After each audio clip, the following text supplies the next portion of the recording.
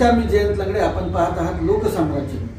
समाजाच्या विविध क्षेत्रामध्ये कार्यरत असणाऱ्या व्यक्तिमत्वांचा परिचय असे पाहुणे येतील या सदरांतर्गत आपण करून देत असतो. त्यामध्ये सातारा येथील सामाजिक कार्यकर्ता प्राची ताकतोडे मॅडम यांचा परिचय आज आपण आपल्या दर्शकांना करून देणार आहोत. मॅडम नमस्कार, आमच्या स्टुडिओमध्ये आपलं मनपूर्वक स्वागत. नमस्कार सर. तुम्ही समाजसेवेमध्ये कार्यरत आहात, राजकीय क्षेत्रामध्ये सुद्धा कार्यरत आहात. तर मला वुमेन्स फाउंडेशनच्या माध्यमातून तुम्ही जी समाजसेवेचा प्रारंभ केला त्याविषयी आमच्या दर्शकांना सांगितलं तर बरोबर. पहिल्यांदा मी तुमचा आभार मानते की मला इथं बोलण्याची संधी दिली किंवा येण्याची संधी दिली त्याबद्दल. तर वुमन्स फाउंडेशनची सुरुवात मी 2015 मध्ये केली कॉलेजमध्ये असताना. DKSC कॉलेजचं नाव आहे माझ्या इचलकरंजीमधील. शिवाजी युनिव्हर्सिटीच्या अंतर्गतच येतं ते कॉलेज. कॉलेजमध्ये असताना आमच्या मुलींचा एक ग्रुप होता एक. त्या ग्रुपच्या माध्यमातून आम्ही वेगवेगळ्या प्रकारच्या समाजसेवेमध्ये सक्रिय होतो. पण त्या गोष्टींना एक फोरम मिळावा, एक स्टेज मिळावा म्हणून वुमन्स फाउंडेशन या संस्थेची आम्ही स्थापना केली होती. या संस्थेतून कॉलेजमधल्या गरजू मुलींपर्यंत पोहोचणं हे आमचं उद्दिष्ट होतं. मग गरजू म्हणजे काय, अगदी मुलींना बसच्या पासपासून मदत करणं, अगदी त्यांच्या कॉलेजच्या फीस भरणे इथपर्यंत आम्ही त्यांना मदत करायचो. ही मदत आम्ही कोणाकडून न घेता आम्ही स्वतःच कॉन्ट्रीब्युशन काढून आम्ही तिथपर्यंत आपल्या पॉकेट मनीतून आपल्या अन्य मैत्रिणींची दुःख तुम्ही दूर केली. हो हो. आणि समाजसेवेचा हा प्रवास तिथं सुरू झाला. परंतु महाविद्यालयामध्ये असताना तुम्ही विद्यार्थी प्रतिनिधी म्हणून सुद्धा काम केलेलं आहे. तर त्याबरोबरीनं युथ फेस्टिवलमध्ये तुम्ही नेमक्या त्यावेळी कोणकोणत्या स्पर्धांमध्ये सहभागी होत होता? युथ फेस्टिवलमध्ये असताना पथनाट्यामध्ये मी सहभाग घेतला होता. वक्तृत्व स्पर्धेमध्ये सुद्धा सहभाग घेतला होता. त्यावेळी वक्तृत्व स्पर्धेचा विषय होता गुरुमहिमा. अगदी म्हणजे उत्कृष्ट पद्धतीने मी मांडण्याचा प्रयत्न केला होता आणि मला प्रथम म्हणजे त्या स्पर्धेमध्ये प्रथम क्रमांक सुद्धा मला मिळाला होता. एक पारितोषिक सुद्धा मला मिळालं होतं त्या स्पर्धेमध्ये. म्हणजे वक्तृत्व स्पर्धेत तुम्ही गुरुमहिमा विषद केला, परंतु समाजसेवेच्या माध्यमातून तुम्ही इतरांचेही गुरु झालेला आहात. आणि त्या समाजसेवेचा जो अनुभव आहे, एखादा वेगळा असा कुठला प्रसंग सांगता येईल समाजसेवेच्या दरम्यानचा तुमचा? अनुभव तसे खूप आहेत. बरं, पण जो असा काळीज लावून टाकणारा प्रसंग असेल किंवा कायम लक्षात राहण्याला प्रसंग असेल, असा एखादा प्रसंग आहे? असा प्रसंग 2016 मध्ये BSc थर्ड इयरला असताना मी माझ्या वर्गात एक मुलगी होती सोनाली मखदूम नावाची. इचलकरंजीमध्ये एका छोट्याशा कॉलनीमध्ये राहत होती. तर एक प्रसंग आहे की एक कर्नाटकमधली एक महिला होती, कुडल संगम त्या भागातली होती कर्नाटकमध्ये. तर ती महिला तिला म्हणजे सुरुवातीला 3 मुली होत्या. बाहेर म्हणजे कसं झालं की सासर आणि माहेर या लोकांना डावलून तिने परत एक लग्न केलं होतं. त्या संबंधातून ती म्हणजे प्रेग्नंट होती ती महिला. पण अचानक त्या व्यक्तीची काहीच माहिती न घेता त्या व्यक्तीनं लग्न केलं होतं तिच्यासोबत आणि अचानक तो व्यक्ती निघून गेला न सांगता काहीच. म्हणजे पहिल्या 3 मुली पदरात असताना आणखी नव्यानं ती महिला गर्भवती होती आणि तिचा जो नवीन पती होता तो तिला सोडून गेला आणि त्या व्यक्तीचा म्हणजे काहीच माहिती नव्हती. तो कुठं राहतो, कुठल्या राज्यातला आहे, कुठलीच माहिती नव्हती. मग या परिस्थितीमध्ये तिला तिच्या सासरनी पण डावललं, म्हणजे काहीच दखल घेतली नाही. सासर माहेर या दोघांकडून ती बेदखल झाली. इचलकरंजीमध्ये त्यांच्या एक नातेवाईक होते, एक महिला होती, ती तिच्या घरी आली होती. त्या व्यक्तीने सुद्धा तिची काही रिस्पॉन्सिबिलिटी घेतली नव्हती. मला वाटते त्याच रात्री ती तिच्या घरामध्ये डिलिव्हरी झाली, तिची म्हणजे प्रसूती घरामध्ये झाली. मग ही माहिती समजल्यानंतर आम्ही तिसऱ्या दिवशी आम्ही तिच्या घरी गेलो. तर अक्षरशः जे बाळ आहे ते फरशीवरती होतं आणि म्हणजे त्याच अवस्थेमध्ये होते. त्या बाळाच्या अंगावरची घाण वगैरे तशीच होती. मग ती माहिती मिळाल्यानंतर आम्ही तिथं गेलो. त्या बाळाला सोबत घेतला आम्ही. त्या बाळाला म्हणजे 2 दिवस आम्ही स्वतःकडे ठेवलं. एक माझी मैत्रीण आहे, मॅरिड होती, तिला पण एक छोटं बाळ होतं. तिनं 2 दिवस त्या बाळाचं संगोपन केलं पूर्ण. आणि त्या महिलेची आम्ही सगळी माहिती घेऊन बालकल्याण संकुल आहे कोल्हापूरमध्ये, त्या बालकल्याण संकुलला आम्ही त्या मुलीला देऊन आलो तिथं. आणि त्या मुलीला नाव आम्ही अनया म्हणून नाव दिलं होतं. अनया नाव ठेवण्यामागचा काय हेतू? अनया नावाचा अर्थच असा आहे की अन्याय न होऊन देणारी. कारण तिच्यावरती म्हणजे कुठलाच अन्याय होऊ द्यायचा नव्हता. म्हणजे अशा पद्धतीनं तुम्ही एक सामाजिक कार्य, एक सामाजिक बांधिलकी म्हणून पेललं आणि निश्चितच हा प्रसंग आता जरी तुम्ही सांगताय तरी जसाच्या तसा चित्रपटाप्रमाणे डोळ्यासमोर येतोय आणि ऐकणाऱ्यांच्या अंगावर शहारी आणणारा असा प्रसंग आहे. त्या महिलेची परिस्थिती आज कोणालाच माहित नाहीये की काय झालं असेल. ठीक आहे की आपण बघणारे सगळे वेगवेगळ्या दृष्टिकोनातून बघणार, सगळे म्हणणार की हा तिची चूक आहे, पण ती कुठल्या परिस्थितीतून जात होती आपल्याला कोणालाच माहित नव्हतं. म्हणजे तो प्रसंग अजून पण आठवतोय की ती बाळ स्वतःचं म्हणजे शेवटचं काहीतरी तिने त्या बाळाला दूध पाजलं आणि ती स्वतःचं बाळ दुसऱ्यांच्या हातात देत होती. म्हणजे अक्षरशः ती इतकी रडत होती ना, तो प्रसंग आता जरी आठवला ना तर म्हणजे अंगावरती शहारे येतात. हृदयामध्ये कालवा कालव होण्यासारखाच हा प्रसंग आहे. एक माऊली आपलं बाळ दुसऱ्याकडे सुपूर्द करते कारण ती जबाबदारीच घेऊ शकत नव्हती, कारण पहिल्या 3 मुली तिच्या पदरामध्ये होत्या. असा हा एक वेगळा प्रसंग झाला. परंतु आता तुम्ही महाविद्यालयीन शिक्षण घेत असताना वुमन्स फाउंडेशन ही संस्था स्थापन केली, तर ही संस्था स्थापन करण्यामध्ये तुम्हाला कुणाकुणाचं सहकार्य झालं? म्हणजे ही गोष्ट सांगताना इतका अभिमान वाटतो ना की माझ्या मैत्रिणी होत्या, 6-7 मैत्रिणी होत्या. त्या मैत्रिणी माझ्या इतक्या चांगल्या होत्या ना, म्हणजे आमचं फॅमिली सारखं रिलेशन झालं होतं मैत्रिणींचं. तर आम्ही मैत्रिणींनी मिळूनच ही संस्था उभी केली. म्हणजे त्यामध्ये कोणाचाच वाटा नव्हता ना, कुठल्या राजकीय कुठल्याच कोणी गॉडफादर तुम्ही स्वतः मैत्रिणींनी ही संस्था स्थापन केली आणि त्या संस्थेच्या माध्यमातून नेमकं काय काय काम केलं तुम्ही समाजसेवा म्हणून? म्हणजे मग तर तुम्ही सांगितलं की काही सोबतच्या मुलींचे महिन्याचे पास तुम्ही काढून दिले शाळेचे, तुम्हाला पुस्तकं दिली असतील, फीस दिली असतील. तर त्या उपक्रमातून आम्ही असं केलं की प्रत्येक कॉलेजमध्ये महिलांसाठी जे कायदे आहेत त्या कायद्यांचा अभ्यास, त्या कायद्यांची माहिती देणे. एक लेक्चरर होते आमच्या इथं, एक ॲडव्होकेट होत्या मोजावर मॅडम म्हणून, त्यांच्या माध्यमातून प्रत्येक कॉलेजवरती आम्ही पोहोचलो होतो आणि मुलींसाठी आणि महिलांसाठी काय कायदे आहेत आणि कसे काम करतात ते याविषयी आम्ही माहिती दिली होती. त्याचसोबत आम्ही असा उपक्रम राबवला होता की असे काही प्रॉब्लेम असतात की मुली म्हणजे सांगायला घाबरतात, ते घरी पण नाही शेअर करत आणि बाहेर मैत्रिणीसोबत पण शेअर नाही करत. तर आम्ही उपक्रम असा केला होता की प्रत्येक कॉलेजमध्ये जाऊन त्या मुलीने एक बॉक्स तयार केला, कंप्लेंट बॉक्स केला होता. तर त्या कंप्लेंट बॉक्समध्ये ज्या कंप्लेंट्स असतील, तुम्हाला कुठून काही त्रास होत असेल तर ते लिहून फक्त त्यामध्ये टाकायचे. त्या फक्त मध्ये तुम्ही तुमचं नाव आणि नंबर फक्त लिहायचे, त्यांच्याशी आम्हाला कॉन्टॅक्टमध्ये राहता येईल असं. म्हणजे अशा पद्धतीनं तुम्ही त्या मुलींचं शंका निरसन केलं किंवा त्यांच्यावर अन्याय दूर करण्याचा प्रयत्न केला. पण त्या माध्यमातून अशा एक गोष्टी बाहेर आल्या ना की वाटणार पण नाही की असे पण प्रॉब्लेम्स असू शकतात.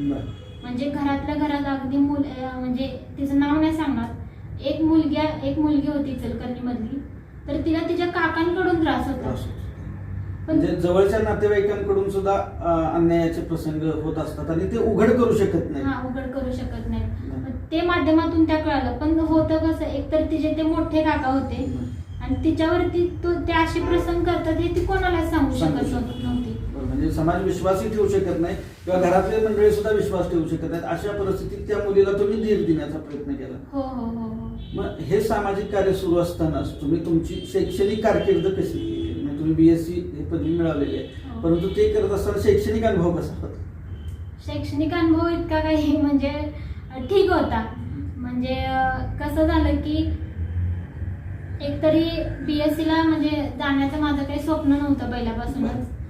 माझं स्वप्न होतं की मला म्हणजे BMSला मी ॲडमिशन घेतलं होतं.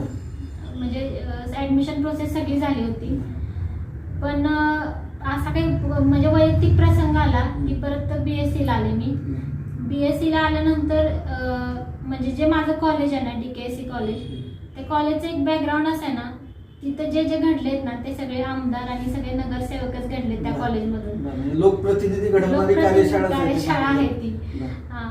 मग त्यामध्ये ह्या सगळ्या गोष्टींचा मला रस लागत गेला की सोशल वर्किंग मध्ये. त्यामध्ये मी NSY मध्ये सक्रिय झाले 2013ला, 13-14ला. म्हणजे काँग्रेसची जी विद्यार्थी संघटना आहे त्या संघटनेत सहभागी झाले. मग त्यामध्ये नेमकं कुठलं पद भूषवलं तुम्ही? पद नव्हतं, ऍज अ मेंबर फक्त म्हणून होते मी त्या NSY मध्ये. आता हे सर्व पार्श्वभूमी शैक्षणिक झाली, सामाजिक झाली, परंतु तुम्हाला तुमच्या माहेरून म्हणजे घरातून काय नेमकं सहकार्य मिळालं? घरच्यांचं प्रोत्साहन काय होतं? म्हणजे कॉलेज सुरू असताना तुम्ही हे समाजसेवा करत होता. म्हणजे सपोर्ट तर असायचाच घरी, कारण घरी पण थोडंसं पॉलिटिकल बॅकग्राऊंड असल्यामुळे सपोर्ट असायचा. पण म्हणजे कॉलेजच्या त्या फील्डमध्ये असताना घरातून असं वाक्य यायचं की कॉलेज चालू असताना ह्या गोष्टी नको, फक्त अभ्यास कर किंवा त्या गोष्टींवरती लक्ष दे, ते काही तुझं करिअर नाही. पण तुम्ही कधी असं उत्तर दिलं का की तुम्ही सरपंच पद भूषवता म्हणून मी विद्यार्थ्यांचे सरपंच झाले तर काय बिघडेल? ते कसं राहतं की म्हणजे एक आई वडील म्हणून नाही, पण एक वैयक्तिक मत राहतं ना की मी आहे ठीक आहे, पण आपल्या मुलांनी पण त्यातच नको असं, किंवा आता हे वय ते शिक्षणासाठी फक्त आहे शिक्षण. आता हा माहेरचा भाग झाला, पण जेव्हा तुम्ही लग्न करून सासरी साताऱ्यामध्ये आला त्यावेळी इथल्या मंडळींची काय प्रतिक्रिया होती, किंवा तुमचे मिस्टर नेमके काय करतात? माझे मिस्टर आहेत ते एक ऑर्गॅनिक फर्टिलायझर्सची कंपनी आहे, त्याचे डिस्ट्रीब्युटर आहेत सातारा, सांगली आणि सोलापूर जिल्ह्याचे.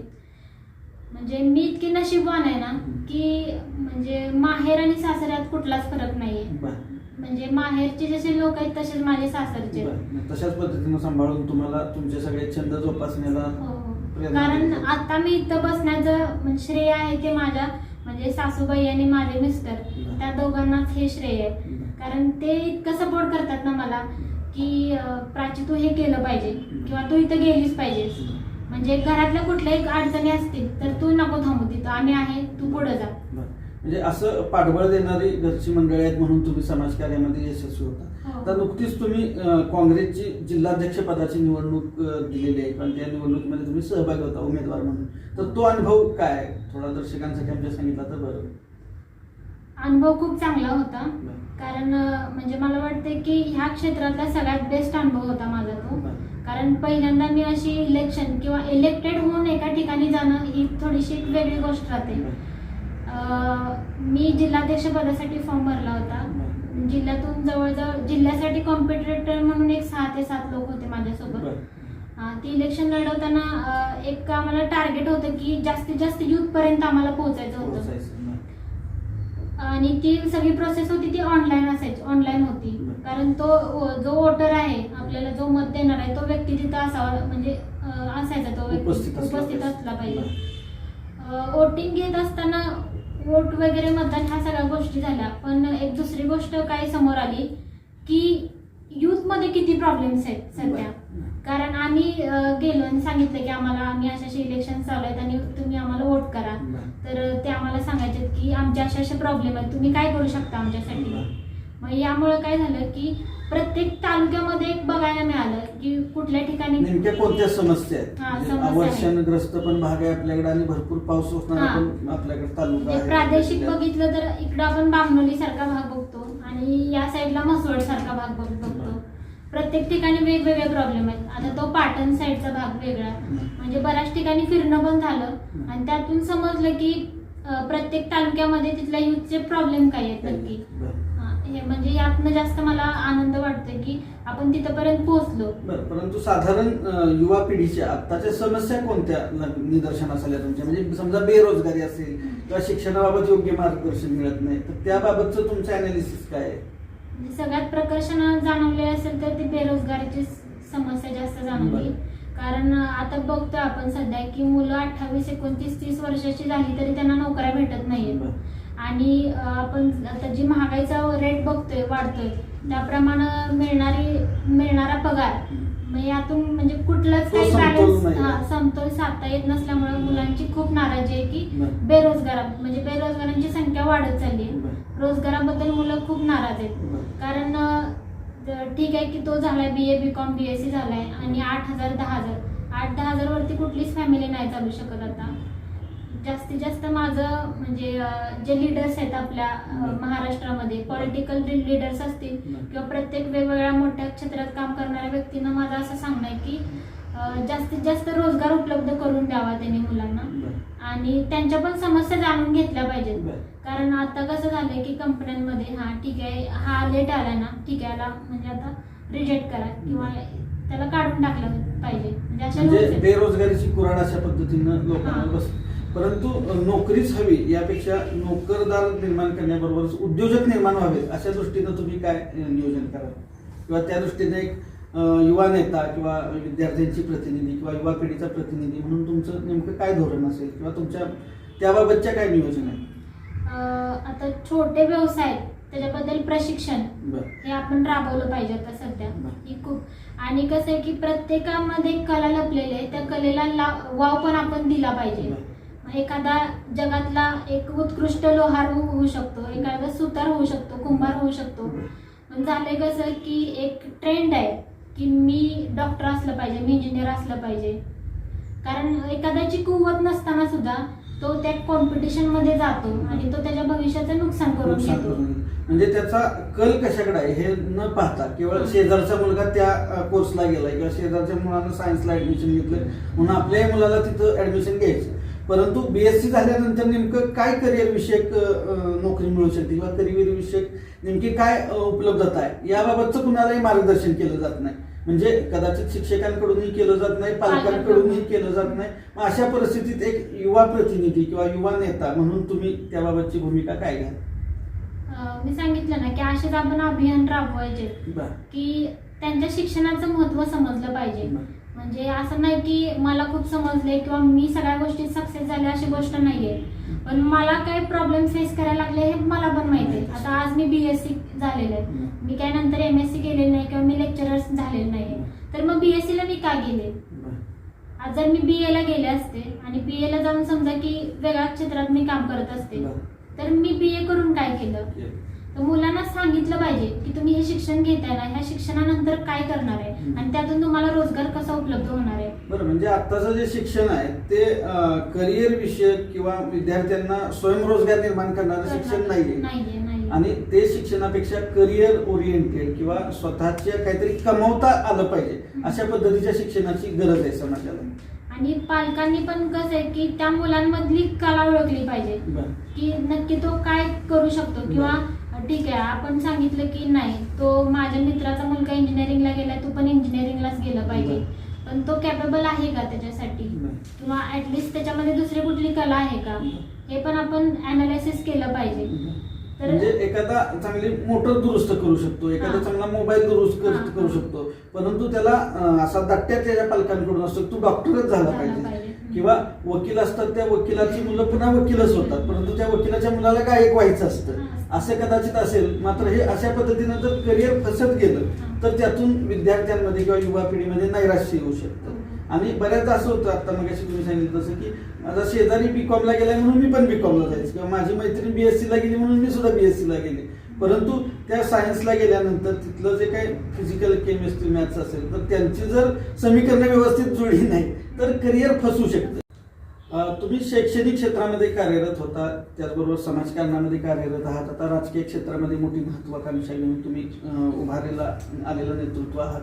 तर तुम्ही विद्यार्थी किंवा युवा पिढीच्या संघटनाविषयी कधी काय विचार केला किंवा त्याविषयी काय तुमचं मनोगत व्यक्त करा? म्हणजे सगळ्यात महत्वाचा प्रश्न आहे, महत्वाच्या प्रश्नावरती आपण आलेलो आहोत की आता जो सगळ्यात फाउंडेशन वर्क आहे ते म्हणजे संघटन. म्हणजे संघटनला कुठलंच नाव न देताना कुठल्या पक्षाचं द्या ना, कुठल्या राजकीय पक्ष असेल, कुठल्या संस्था असतील, संघटन म्हणजे काय की मुलांमध्ये मुलींमध्ये जनजागृती झाली पाहिजे की चुकीचं काय आणि बरोबर काय हे समजलं पाहिजे. आता समजा की कुठल्या पण प्रॉब्लेम असतील, एखादे समजा की आता ऍडमिशनच्या वेळी जास्त प्रॉब्लेम कुठला येतो की शासकीय जी कागदपत्र नसतात, जे बाकीचे असतात डॉक्युमेंट्स. तर सगळ्यात जास्त युथला म्हणजे जाणवणारा प्रश्न काय आहे की समजा की आपण एका ठिकाणी गेलो एका ऑफिसमध्ये तर एखादं काम होत नसतं, पण आपण काय करतो फोन काढतो ह्यांच्याशी जरासं बोला, मग ते काय बोलतात ना, मग ते त्यांच्या त्यानंतर उत्तर असते की थांबा मी करून देतो लगेच. मग ह्या गोष्टी ज्या आहेत म्हणजे अशा नेते मंडळींच्या किंवा ज्येष्ठांच्या कुबड्या घेण्यापेक्षा विद्यार्थी हा स्वयंघोषित किंवा स्वयंभू झाला पाहिजे. मग त्यासाठी काय केलं पाहिजे की सगळ्या युवक युवतींनी एकत्र आलं पाहिजे. म्हणजे एखादा समजा की बसचा प्रॉब्लेम आहे तर त्यासाठी जिल्ह्यातल्या सगळ्या युवक युवतींनी एकत्र आलं पाहिजे, ना कुठल्या पक्षाचा झेंडा घेता ना कुठल्या संस्थेचा म्हणजे झेंडा घेता. म्हणजे संघटना विरहित पक्ष विरहित अशा पद्धतीने युवकांनी एकत्र आलं पाहिजे, प्रॉब्लेम वरती एकत्र झालं पाहिजे, त्याशिवाय त्याचा म्हणजे मार्ग नाही, त्याशिवाय सोल्युशन निघणार. असं म्हटलं जातं की युवक किंवा युवा पिढी ही कापसासारखी असते, त्या त्या कापसाचं वात होऊन दिव्यामध्ये प्रकाश द्यायचं त्यानं, का वात होऊन बॉम्बचा स्फोट घडवणारी वात व्हायचं, हे युवकांमध्ये विध्वंसक व्हायचं का विधायक व्हायचं, हे त्या युवकांमध्येच अवलंबून असतं. आणि या युवकांना योग्य पद्धतीनं मार्गदर्शन करणारी तुमच्यासारखी युवा नेतृत्व मंडळी त्यांना भेटणं गरजेचं असतंय. कारण योग्य मार्ग दाखवणारी नेतृत्व मंडळी मिळाल्याशिवाय कुठलाही युवा पिढीचा विकास होणार नाही. पण त्यासाठी संघटितपणे सर्वांनी एकत्र यायला पाहिजे, असंच तुम्हाला म्हणायचं. हो, आणि आजची जी म्हणजे खरी ताकद आहे ती युवक युवतीच आहेत आता सध्या तरी. कारण म्हणजे जसं अब्दुल कलामांनी सांगितलं होतं की युवा पिढी हीच देशाची खऱ्या अर्थाने क्रांती घडवणारी युवा पिढी ही महत्वाची ताकद आहे. हो, हो. निश्चितच काँग्रेसच्या जिल्हाध्यक्ष पदाची तुम्ही निवडणूक लढवलेली आहे. तुम्हाला जिल्हाध्यक्ष पदाचं यश मिळावं, यशाची कमान तुमच्यापर्यंत यावी, यशो पताका तुमच्या हाती यावी, अशा सदिच्छा आम्ही व्यक्त करतो. आणि आज आमच्या स्टुडिओला आलात याबद्दल आभार व्यक्त करतो. धन्यवाद. थँक्यू.